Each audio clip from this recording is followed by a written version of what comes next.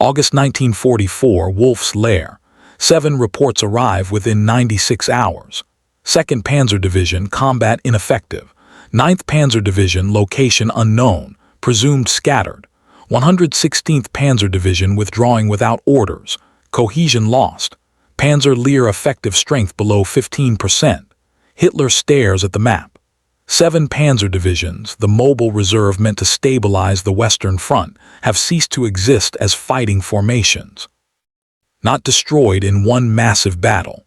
Disintegrated across 100 kilometers of French countryside while trying to stop an American army that never gave them time to establish positions, never allowed them to concentrate forces, never stopped moving long enough to be counterattacked. In 1 week, Patton's operational tempo has done what months of combat couldn't. It has broken the Wehrmacht's ability to respond, and Hitler knows that tempo cannot be answered with orders or willpower. It can only be stopped by forces Germany no longer has. The reports reaching German Army Group B headquarters during the last week of August 1944 shared a disturbing pattern. Panzer divisions were reporting contact with American armor, then falling silent. When communication resumed hours or days later, unit strength assessments bore no relationship to previous reports. A division that reported 60 operational tanks would suddenly report 12. Regiment-sized formations vanished from radio nets entirely. Battalions reported being encircled in areas that situation maps showed as secure German territory. Field Marshal Walter Model, commanding Army Group B, attempted to construct coherent operational picture from these fragmentary reports. The challenge wasn't lack of information, but contradictory information arriving faster than staff could process it. A Panzer division would report defensive positions established along a river line. 2 hours later, reconnaissance would indicate American forces already 20 kilometers east of that same river, with no indication of how they had crossed or when German forces had withdrawn. The American advance wasn't following patterns German commanders understood. There was no clear main effort, no obvious Schwerpunkt where forces concentrated for decisive breakthrough. Instead, American armored columns advanced on multiple parallel axes simultaneously, probing constantly, exploiting any gap immediately. When one column encountered resistance, another would already be kilometers beyond the German position, forcing withdrawal before defensive battle could develop. German panzer divisions found themselves fighting withdrawal actions that never stabilized into defensive lines. They would establish position, begin fortifying, prepare to resist American attack. Before preparations completed, reports would arrive of American armor in their rear areas. Units had to abandon positions and withdraw again. This cycle repeated continuously. Retreat, attempt to establish defense, receive reports of encirclement threat, withdraw again. The divisions never got time to fight the defensive battles they trained for. Third Army's operational approach compounded German problems. Patton's forces didn't advance uniformly. Some units moved cautiously, fixing German attention. Others raced ahead with minimal security, covering ground at speeds German intelligence deemed impossible. By the time German commanders identified where main American effort was located and began moving reserves to counter it, American forces had already shifted operational focus to different axes. German responses were always addressing yesterday's threat, while today's crisis developed elsewhere. The cumulative effect across the last week of August was catastrophic. Multiple panzer divisions simultaneously experienced combat conditions that prevented effective resistance. They couldn't concentrate because American air power destroyed any large formation that assembled. They couldn't establish defensive positions because American ground forces moved faster than German withdrawal could sustain distance. They couldn't counterattack because they never achieved the local superiority necessary for offensive action. The divisions were being worn down through continuous contact that allowed no recovery time. Model staff tracked degradation through daily strength reports. On August 20th, 7 Panzer divisions in operational area reported combined strength of approximately 400 operational tanks. By August 27th, that number had declined to fewer than 90. Most losses weren't from direct combat, but from mechanical breakdown, abandonment when fuel ran out, or destruction after immobilization. The divisions were disintegrating not because they were defeated in battle, but because they couldn't sustain continuous operations at the tempo Third Army imposed. The breakdown of German command awareness during the last week of August revealed itself through increasingly desperate communication patterns. Corps commanders reported to Army headquarters that they had lost contact with subordinate divisions. Division commanders reported they couldn't locate all their regiments. Regimental commanders reported battalions had withdrawn without orders or had been bypassed and isolated. The command structure that enabled coordinated operations was fragmenting under operational pressure it couldn't process. Radio intercepts captured by Allied intelligence documented the deterioration. German commanders repeatedly requested clarification of situation, asked for updated positions of adjacent units, reported contradictory information about American locations. Conversations showed confusion about where friendly forces were, where enemy forces were, and what orders were currently valid. Headquarters would issue movement orders to units that had already moved or been destroyed. Units would request permission for actions they had already taken out of necessity. The fundamental problem was information flow. German doctrine assumed situation reports would arrive, be analyzed by staff, inform command decisions, and result in orders transmitted back to subordinate units. This cycle worked when battlefield changes occurred at pace matching information processing capability. Against Third Army's operational tempo, the cycle broke down completely. By the time headquarters received situation report, analyzed it, formulated response, and transmitted orders, the tactical situation had changed so fundamentally that orders addressed circumstances that no longer existed. Model recognized this problem, but couldn't solve it. He attempted to delegate more authority to forward commanders, allowing them to make decisions without waiting for higher approval. But forward commanders lacked operational perspective to coordinate actions with adjacent units. Local decisions, while tactically sound, created operational chaos as units withdrew or attacked without informing neighbors, opening gaps American forces immediately exploited. The communications infrastructure itself was failing. American air attacks destroyed telephone exchanges and radio stations.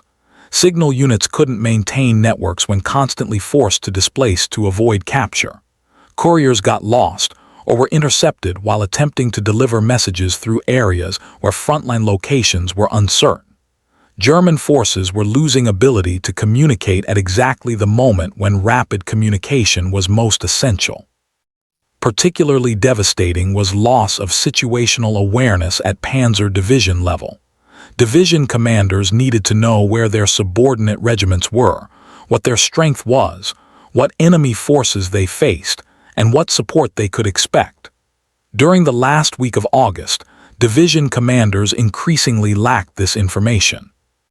They would issue orders based on outdated assumptions, discover those orders couldn't be executed, attempt to gather current information, and find that by the time information arrived, it was already obsolete. Several division commanders reported to higher headquarters that they no longer had clear picture of their own division status. They knew approximately how many tanks remained operational, but not where all those tanks were located. They knew their division was supposed to defend specific sector, but weren't certain whether their forces actually held that sector. They received reports of American forces in areas that should have been secure, but couldn't confirm whether reports were accurate or represented temporary penetrations. The cumulative effect was command paralysis. Headquarters couldn't issue relevant orders because they lacked current information. Forward units couldn't execute orders because orders addressed situations that had already changed. The system was failing not because personnel were incompetent, but because operational tempo exceeded systems processing capacity. The situation reports reaching Hitler's headquarters at Wolf's lair during the final days of August provoked reactions that officers present found disturbing. Hitler initially refused to accept assessments that multiple Panzer divisions had effectively ceased to exist as combat formations. He demanded explanations for how this could occur when those same divisions had been reported as operational just days earlier. When explanations focused on American operational tempo and mobility, Hitler dismissed them as defeatist excuses. According to accounts from military staff present at briefings, Hitler's reaction combined denial and rage. He insisted that Panzer divisions couldn't simply disintegrate within days. Such losses required major battles which intelligence reports hadn't documented. Therefore, either the losses were exaggerated or division commanders had failed to fight. Hitler ordered investigation into whether commanders had withdrawn without proper authorization, suggesting that unauthorized retreats rather than combat pressure explained the reported losses. Hitler's response revealed fundamental misunderstanding of what was occurring. He conceptualized division destruction as requiring direct combat, preferably in decisive battle where German forces could employ superior tactical skill. The idea that divisions could be destroyed through continuous pressure that prevented them from fighting effectively was outside his frame of reference. When staff attempted to explain that American operational tempo was causing collapse without major battles, Hitler interpreted this as admission that German forces weren't fighting hard enough. The orders Hitler issued reflected his misunderstanding. He demanded counterattacks to restore situation. He insisted that Panzer divisions establish defensive lines and hold them regardless of encirclement threats. He prohibited withdrawals without his personal authorization. These orders were militarily impossible to execute against enemy that moved faster than German command cycle could process. But Hitler wouldn't accept that operational tempo could render his orders irrelevant before they reached units meant to execute them. Staff officers recognized the futility of these orders, but couldn't convince Hitler that tempo was a decisive factor. Arguments that American forces moved too quickly for German responses were interpreted as defeatism. Suggestions that defending fixed positions against mobile enemy would result in encirclement were dismissed as lack of will.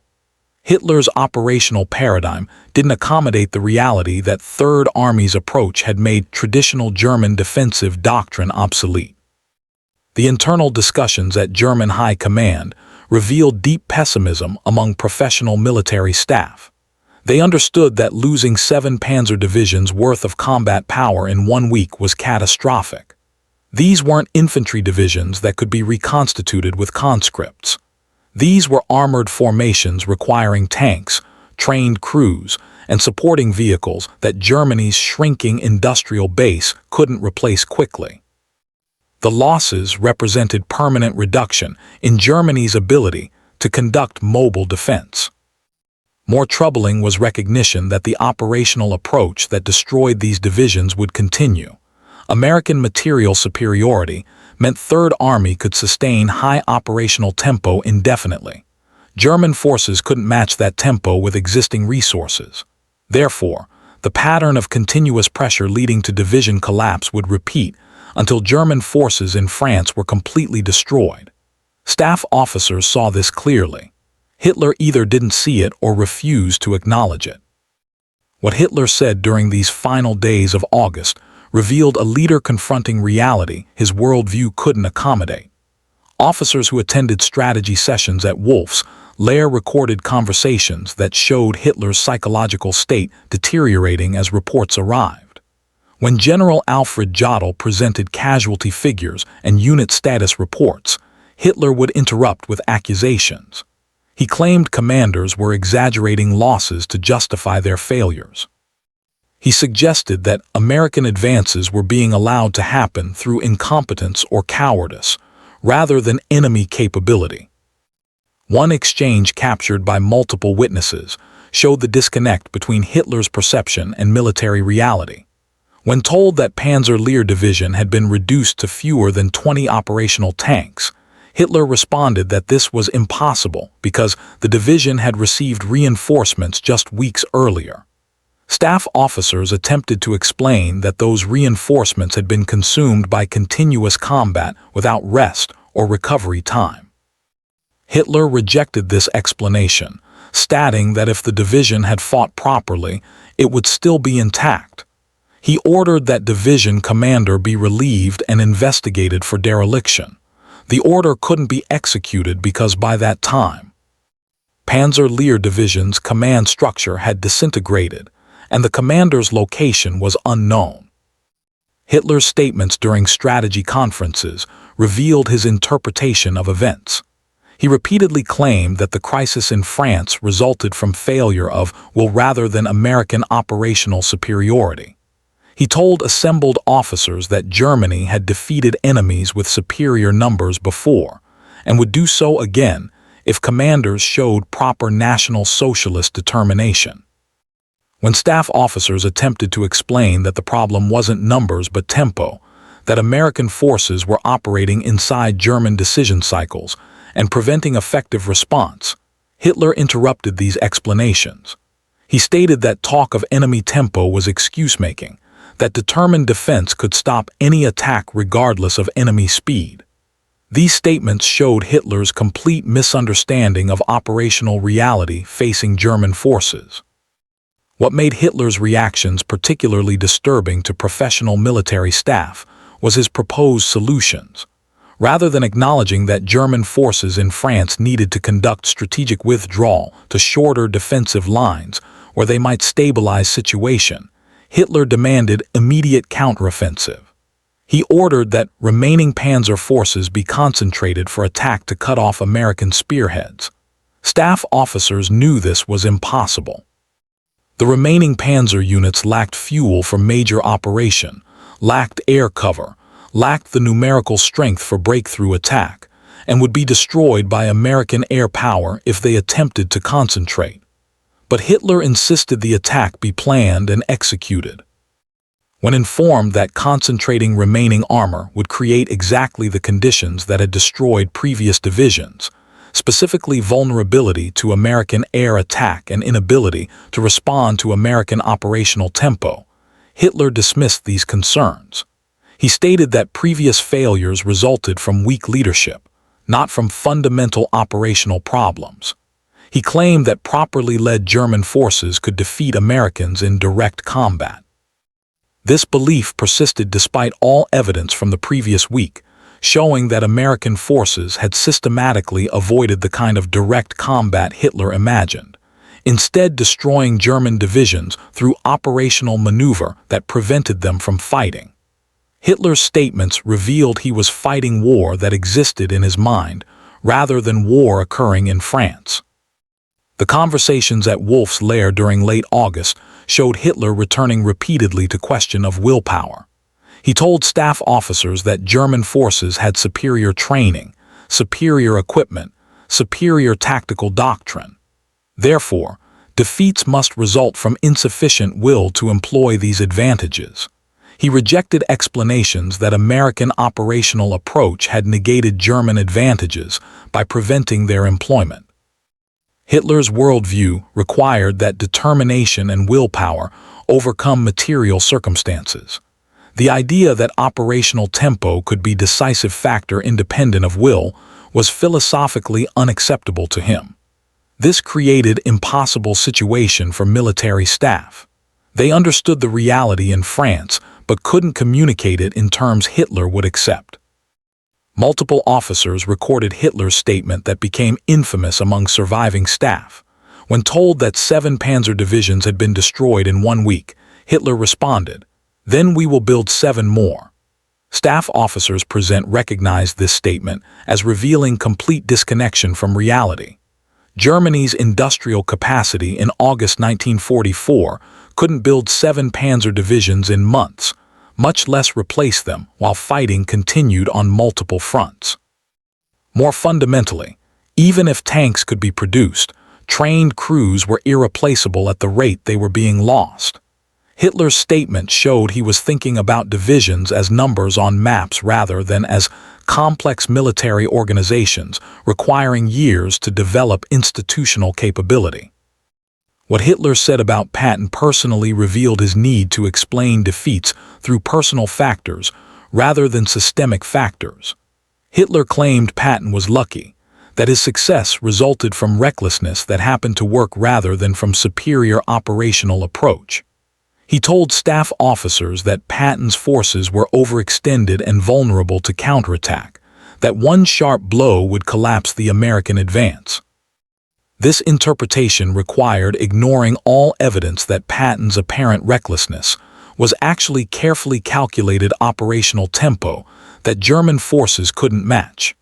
Hitler needed to believe that German defeat resulted from personal failures, either by his commanders or through enemy luck, rather than from American operational superiority that German doctrine couldn't counter. The most chilling statements Hitler made during this period concerned his expectations for future operations. Even as reports documented complete collapse of German position in France, Hitler continued planning operations that assumed capabilities no longer existed. He discussed defensive lines that would be established using Panzer divisions that had been destroyed.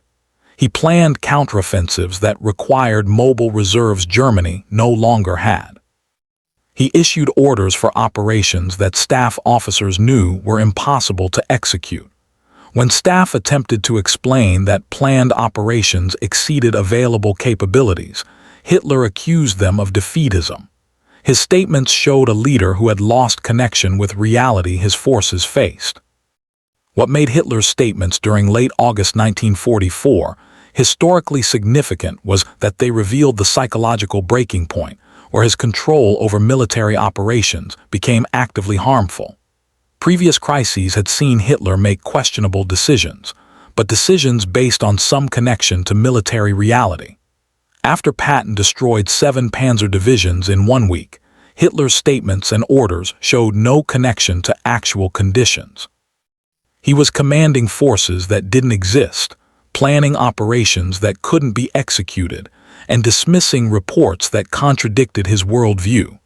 Staff officers recognized they were watching psychological collapse in real time, but were powerless to override his authority.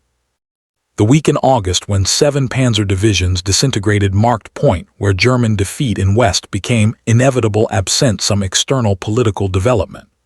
Germany could still fight, could still defend positions, could still inflict casualties, but it could no longer conduct the mobile defensive operations that might have delayed Allied advance sufficiently to negotiate settlement. The operational initiative had passed completely to Allies and Germany lacked forces to reclaim it. What made this development strategically decisive was that it occurred before Germany had prepared defenses along Rhine or established positions on German soil. The Panzer divisions were supposed to buy time for those preparations. Their destruction meant Allied forces would reach German frontier before substantial defenses existed. The buffer space that might have given Germany months to prepare was being consumed in weeks. Hitler's statements during this period showed he understood the strategic implications even as he denied them.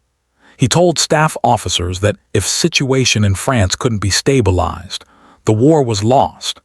But in same conversation, he would issue orders that assumed situation could be stabilized through willpower and determination, orders that ignored the operational reality that had destroyed 7 divisions.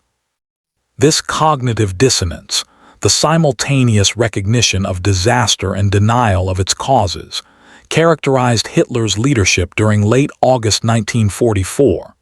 He knew Germany was losing but couldn't accept why it was losing, which meant he couldn't take actions that might have mitigated the defeat. The ultimate consequence of what Hitler said and ordered during late August 1944 was that Germany lost its last opportunity to conduct strategic withdrawal in France. If Hitler had accepted reality that Panzer divisions were destroyed, he might have authorized retreat to Rhine where shorter defensive lines could be held with available forces. Instead, his insistence on holding positions and launching impossible counterattacks consumed remaining German combat power in futile operations. By the time Hitler accepted that situation in France was lost, German forces no longer had strength to conduct organized withdrawal. The statements Hitler made during week after Patton destroyed 7 Panzer divisions, statements dismissing tempo as decisive factor, blaming commanders for losses, ordering impossible counterattacks. These statements sealed Germany's fate in Western Europe more certainly than any battlefield defeat. That's it for this video. Thanks for watching. If you really enjoyed and you are a true history lover, please hit that subscribe button and leave a comment to encourage me for making such content. Don't forget to press that bell icon so you will never miss any video about historical wars and battles. See you in the next video.